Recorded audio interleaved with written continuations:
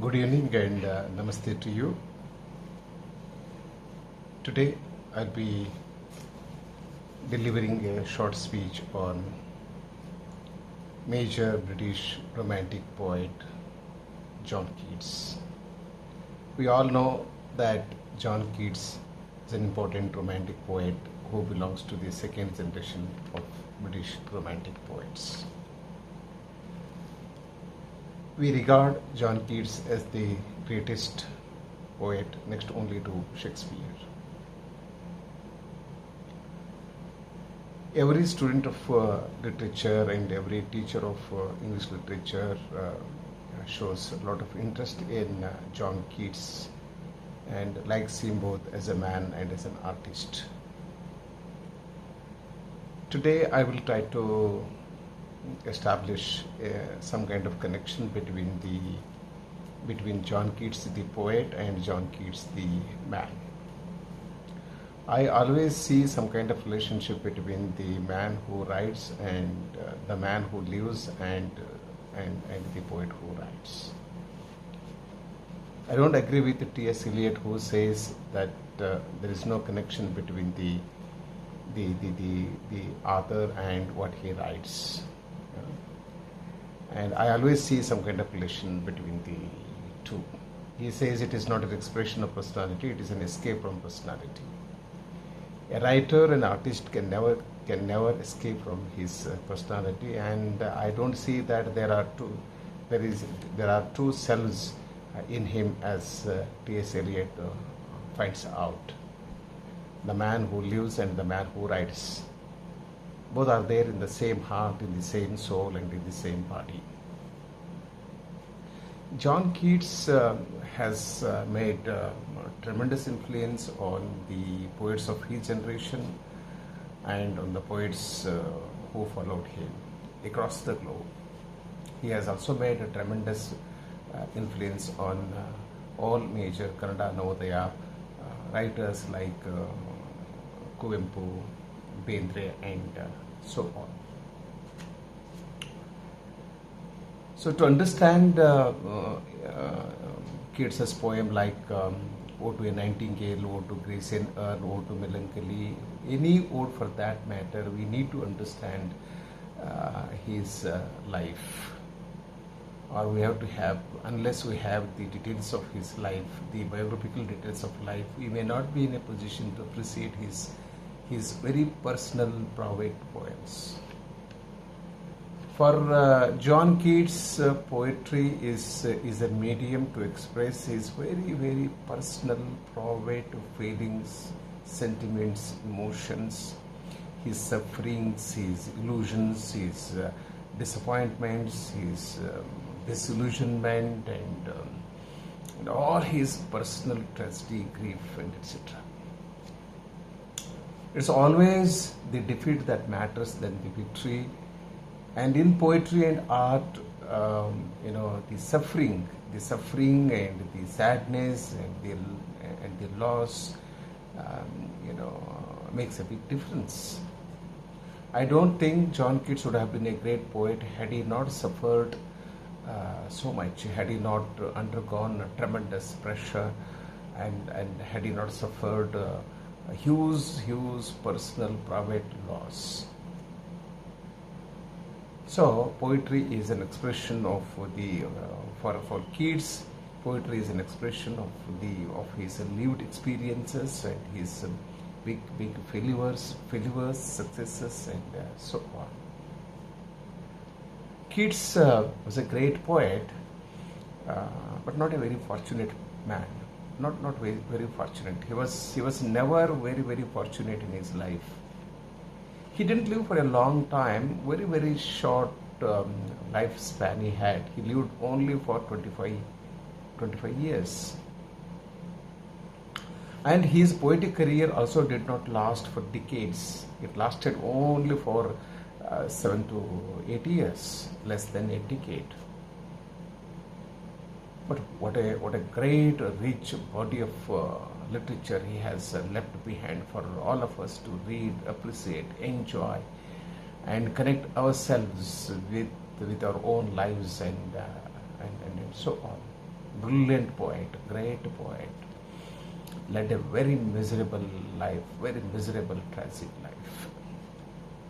Just to recollect the major tragedy, major losses that he suffered, and the major tragedies that he experienced in his very short life.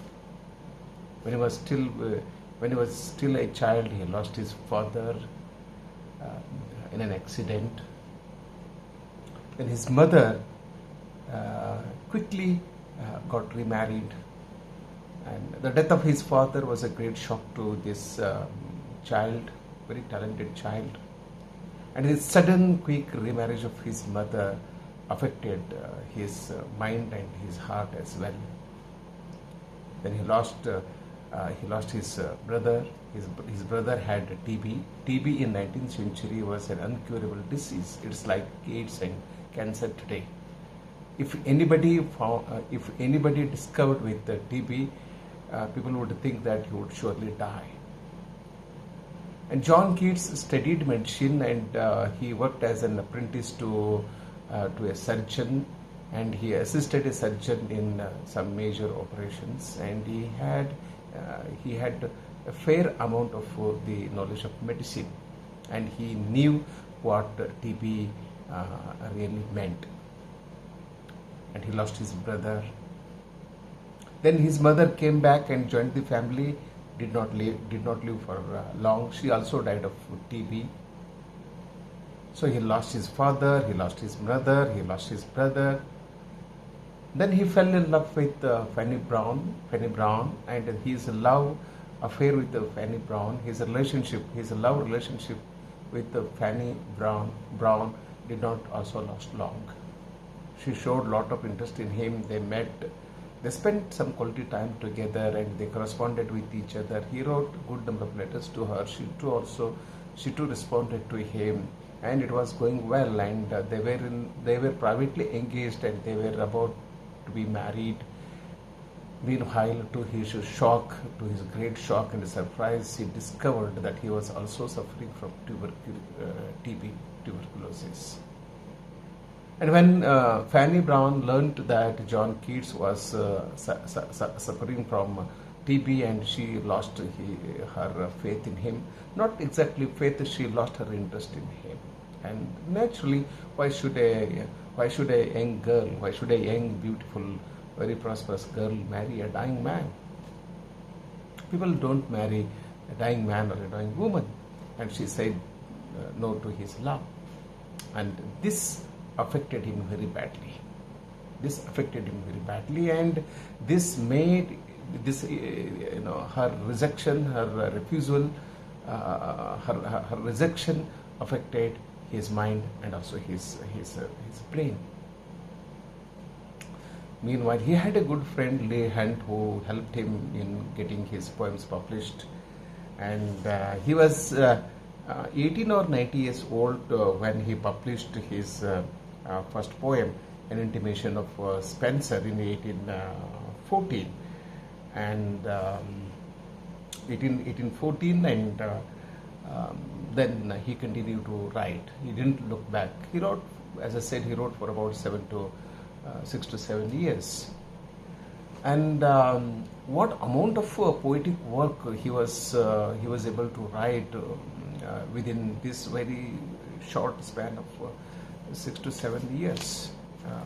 One wonders about the quality and quantity of the poetic work that he has left behind.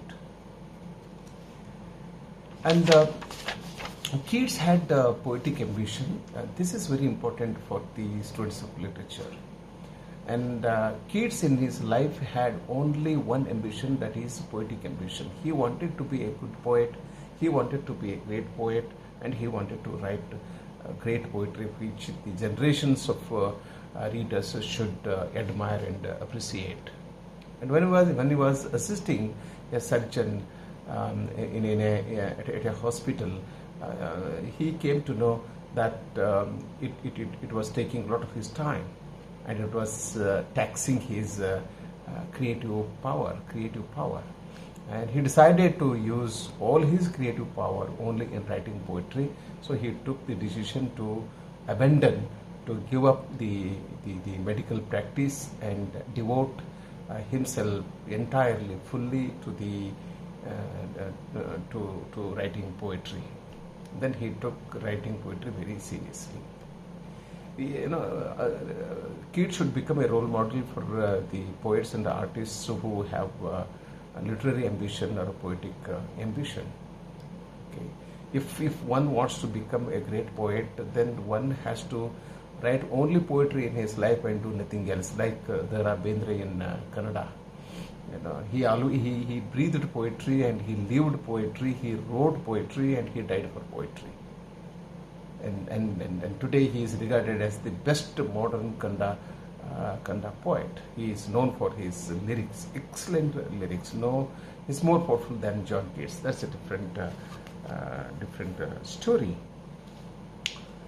Then a couple of poems, Keats's poems were published in leading literary journals of his time, for which he received very bad criticism. I am deliberately using the word bad criticism. So the critics attacked John Keats and dismissed his poems as nonsense and as illogical and as not profound. And this also affected the poet. So then the doctor attending on him advised him to go to a warmer place, and his friends made some arrangements so that he could go to Rome and spend his time in Rome and get better treatment. So he traveled from England to Rome in a ship, and the ship did not reach Rome because there was some kind of disease in Rome, and he was quarantined in the ship in which he traveled. So I think for almost 2 weeks he was quarantined, during which time he developed a lot of complications because he didn't receive the medical aid and nobody was there on the board to treat him and give him medicine, and he suffered a lot and he vomited even blood too. Then finally he went to Rome, where he received some medical treatment, and his body didn't respond to the medicine because the disease worsened, and he died of TB in Rome, where he was buried. And on his tomb is written a very famous line: "Here lies the one whose name was written in waters." This is one of the celebrated lines of John Keats, which you can still see on his tomb in Rome, because John Keats talked a lot about mortality and immortality. Okay. Mortality and immortality has been a very significant theme in his poetry. So he had a doubt whether he would be remembered by the future generation or not, because he did not produce the amount of literature that he wanted to produce. Whatever literature, whatever poetry he left behind, he had some doubt whether he would be remembered or not. Okay. People might not remember him at all. So he writes, "Here lies the one whose name was written in water." It will be washed away. You can't write on water. Okay. So this also draws our attention to this dichotomy or this binary: mortality, immortality, transitoriness and permanence, and so on. Although Keats wrote major long poems like Isabella, Lamia, Hyperion, he is mainly today remembered for his odes, like the ode of Saint Agnes and the Yew of Saint Agnes, and Ode to Melancholy, Ode to Nightingale, the Ode on Grecian Urn, and other very important odes. So in my speech today, I'll be talking about his one of his major and very popular odes, Ode to a Nightingale, Ode to a Nightingale. And in this ode, John Keats tries to give an expression to the ideas and thoughts which he contemplated for a long time. We should remember one thing. When John Keats was writing the best of his odes, the best of his poems, he was suffering from tuberculosis. And he had already suffered huge personal losses. He was sitting in a dark house, means he was almost on deathbed. Okay, under these very crucial, problematic, unpleasant, heart-rending circumstances, Keats wrote his best poems. Ode to a Nightingale. Ode to Nightingale is, as I said, one of his very celebrated and famous odes. And John Keats is not an escapist. People who have read this poem, Ode to a Nightingale, often came to hasty conclusion that he advocates escapism in this poem. No, he doesn't try to escape. He knows pretty well. I mean, he knew very well that it was not possible for him to escape from the personal tragedies, sufferings that he was undergoing. It's not possible for any man to escape. We have to face reality. We have to come back to the world. Even if you create an imaginative world, if you are a poet and create an imaginative world, a beautiful imaginative world which is free from all the agonies that usually men face on the earth, but how long can you be there? How long does it last? It does not last for a long time. You will have to come back to reality. You will have to come back to the world where you find people suffering. You find people betraying. You find people dying. So in this poem also, Ode to a Nightingale, John Keats wants to go to the forest where this bird lives and where it sings. Look at the beginning line. I don't read the whole poem. I'll be reading a few lines from some 3 to 4 stanzas and try to explain. My heart aches and a drowsy numbness pains my sense, as though of hemlock I had drunk. When he listens to the beautiful voice of the bird, when he hears the beautiful, enchanting, extremely attractive, very soothing, very pleasing song of the bird, voice of the bird, then he can't help remember. Then he feels like going to the world. He feels like going to the world where the bird lives. And why does he feel? Why does John Keats feel that his heart aches, and why does he feel that drowsy numbness pains his sense, and why does he feel as if he had drunk hemlock? Hemlock is very deadly, poisonous, deadly poison. Or emptied some dull opiate to the drains. Why does he feel? Why does he feel that he had eaten opium or drank water from the river of Lethe, the river of forgetfulness? And he says, it's not through envy of thy happy lot.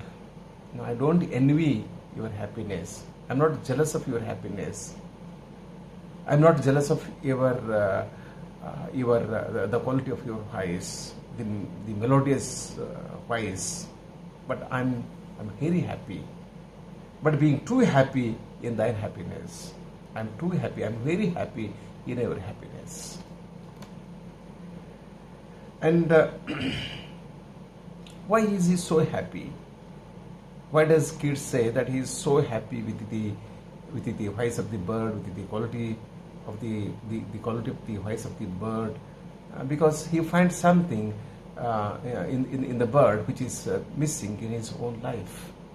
When he says that he is very happy, or he is as happy as the bird, in reality he is not so happy. And why does a man who is happy aspires to be happy? No, a man who is happy does not look for happiness, because he is already happy. He is already the case. So why should he, ask for more happiness? And John Keats is not happy. That's the reason why he wants more happiness. And then how can he go to the world? Because he's not happy. He is not happy living in his own world, because the world in which he is living, young people die, and where people betray, and there is death, there is agony, there is unhappiness, and he doesn't want to live in a world which is where young people die, because he has already lost his father. His father was also young when he died.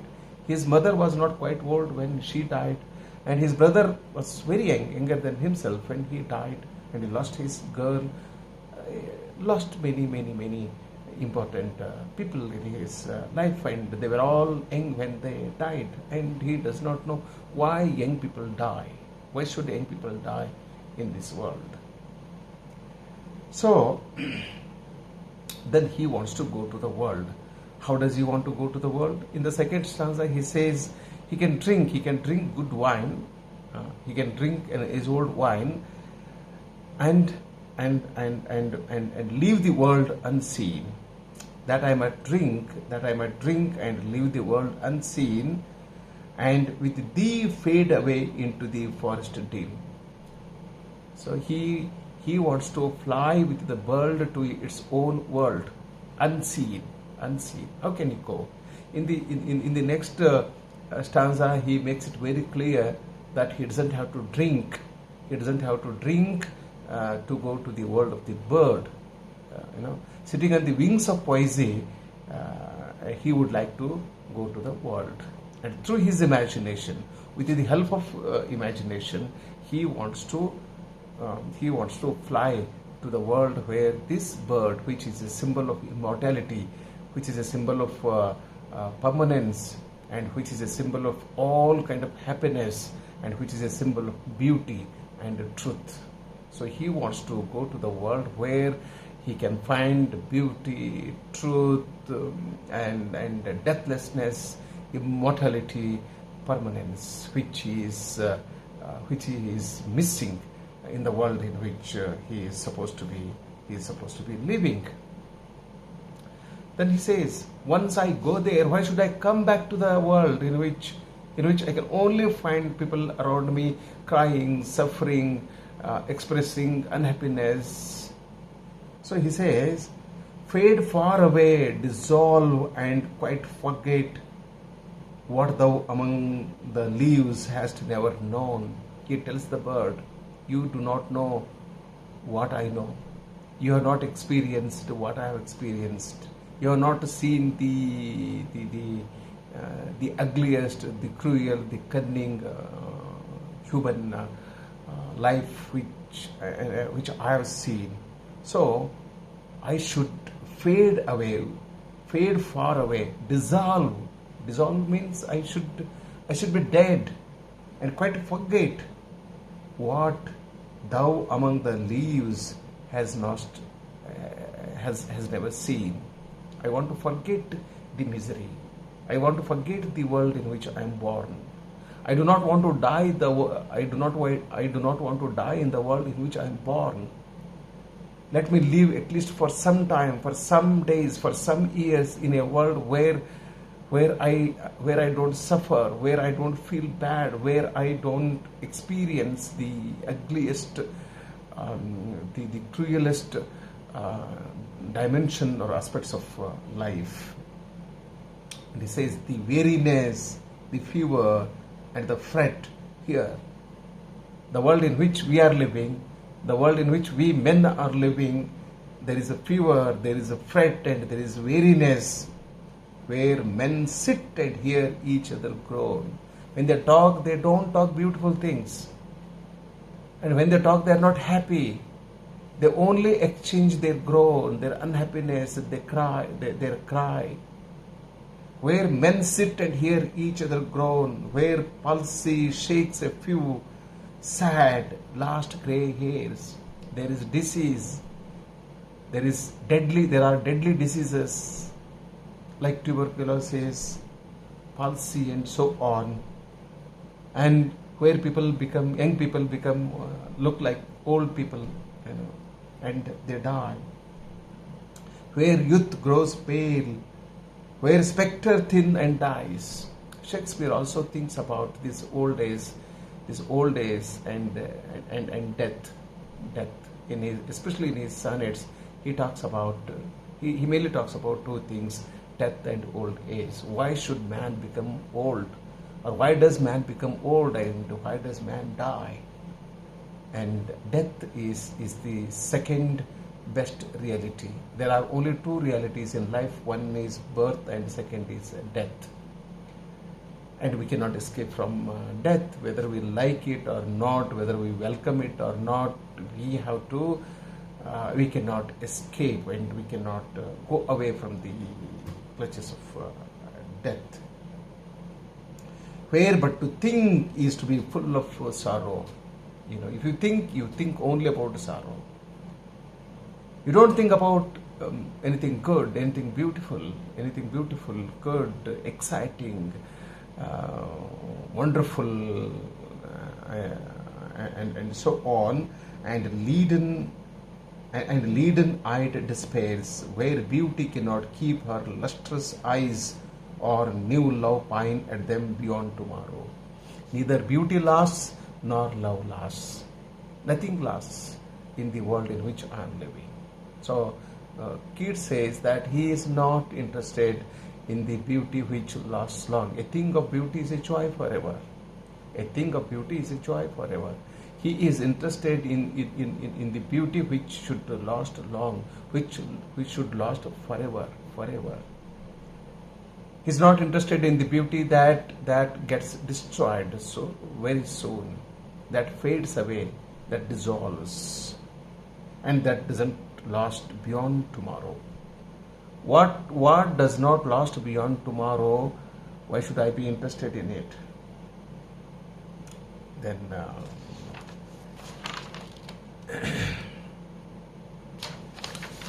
at last he goes to the forest where nightingale is supposed to be living, and this is also not an ordinary bird which you and I see and listen to, because this is the bird which is deathless, and nobody can kill this bird. And he says, "Thou wast not born for death. You are not born to die like me, an ordinary man." So it's a special bird. It's an extraordinary bird because it's not a real bird. It's also an imaginative bird. The nightingale in Keats's ode is not the real bird at all, because the real bird also dies like a man. And this is an immortal bird. An immortal bird because an immortal bird in the sense it is an imaginative bird. So imagination lasts long. Imagination does not die, and anything created out of imagination will also live long. But the problem is, you cannot spend all your time in the imaginative world or with the imaginative things. You will have to come back and face the reality. So, darkling I listen, and for many a time I have been half in love with easeful death. Says, Many a time I have been half in love with easeful death. I want to die. So I don't want to die a miserable death. I want to die peacefully, calmly, and quietly. Is it possible? Yes, it is possible. It is possible when I die listening to you. When I die hearing your extremely melodious, enchanting, and soothing, pleasing voice and song. So, then called him soft names in many a mused rhyme. I wanted to die. I chased death. I have chased death. I wanted to die. I invited death and I called death in many a mused rhyme. To take into the air my quiet breath, my quiet calm breath, you take away.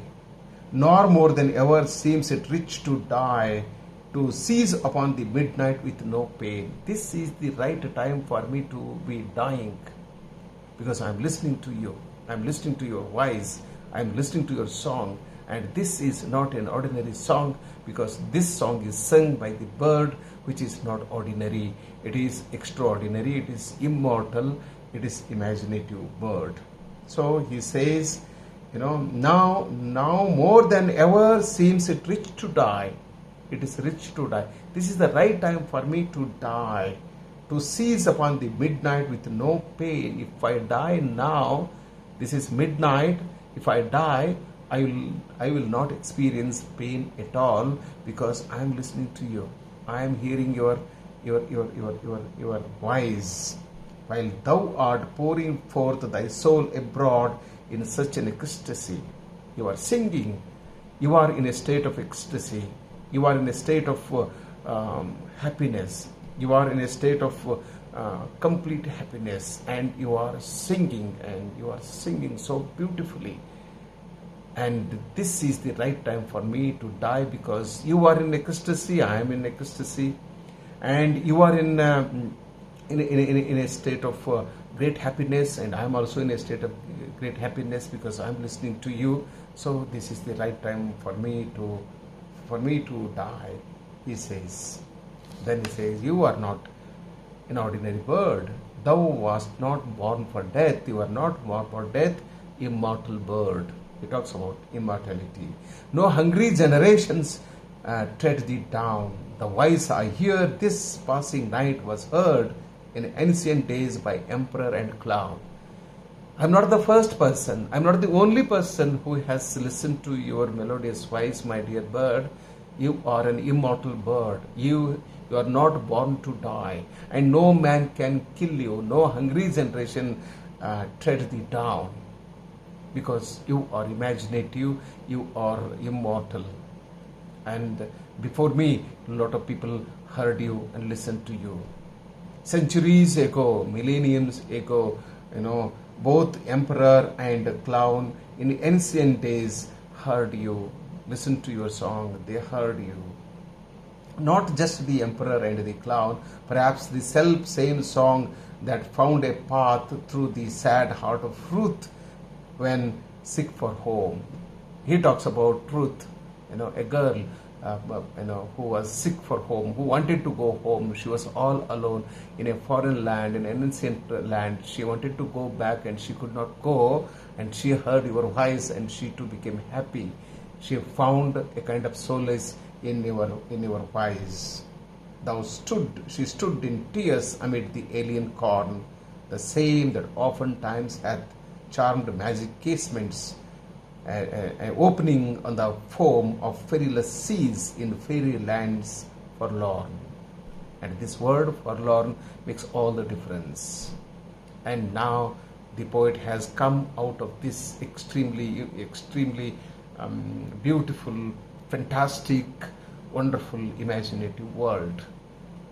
He has become aware of the reality. He has become aware of his own existence. He has become aware of his own tragedy, his own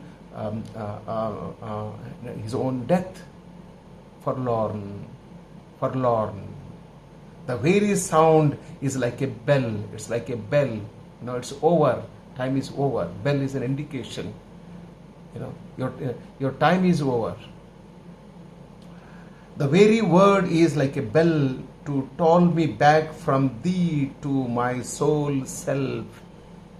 This is an indication, the ringing of bell is an indication that time is up. You can no longer listen to the bird. You have to come back to your own self. And what kind of self you have? To toll me back from thee to myself. Adieu, goodbye to you. The fancy cannot cheat so well. The fancy imagination cannot cheat so well as she is famed to do. Fancy is known for deceiving, cheating, but it can't teach me. It can't cheat me.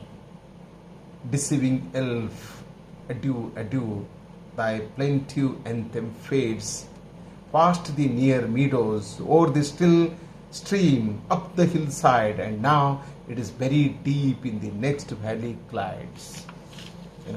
This is an interesting. The last stanza of the poem is very poetic. Is more poetic than the previous stanzas, where he describes. He gives the beautiful description of going away from the bird, the distance between the bird and the poet.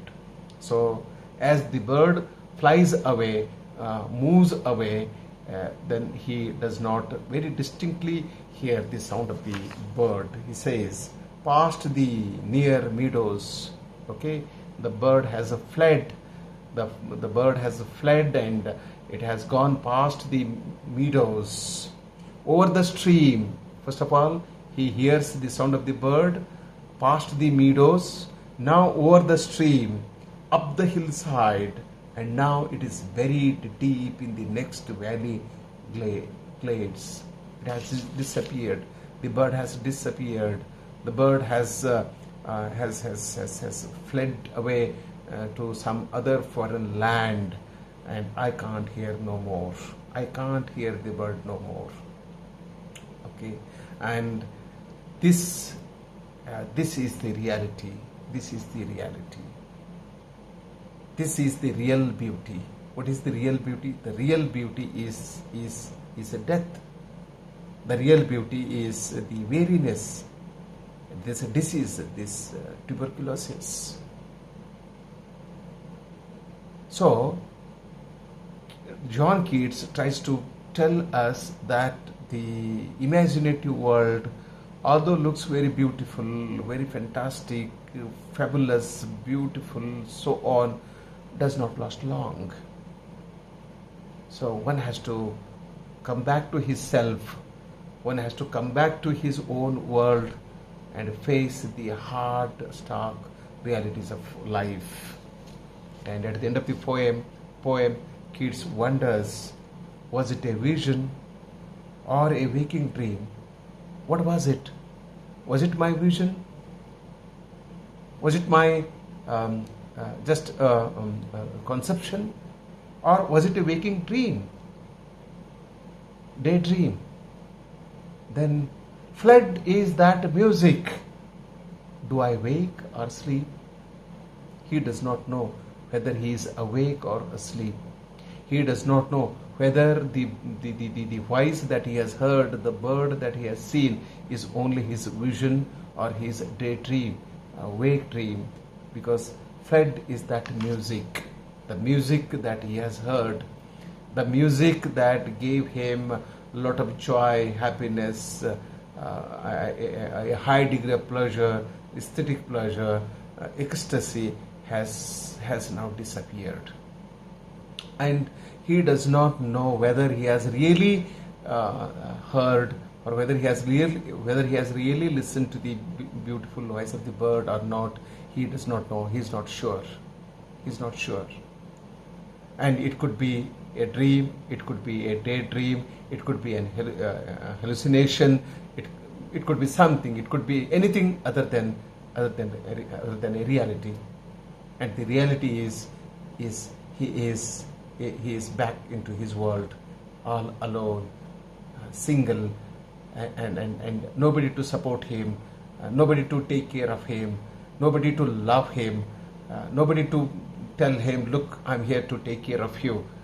Now he is all alone, suffering, crying, and the music has disappeared. So John Keats is a great poet, and he's a great poet because he makes us think very seriously about the realities of life, and about love, beauty, and death, and also about mortality, immortality, and the difference between life and death, and whether the imaginative world can give us the joy which we don't get from life, whether whether imagination can replace reality, whether imagination can replace human joy and happiness. So it takes us to a world where we find a lot of dichotomies and a lot of binaries, and also the conflict and clash between the two worlds, the real world and the imaginative world.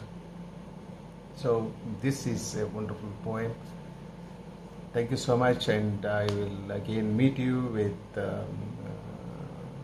with one more my new lecture.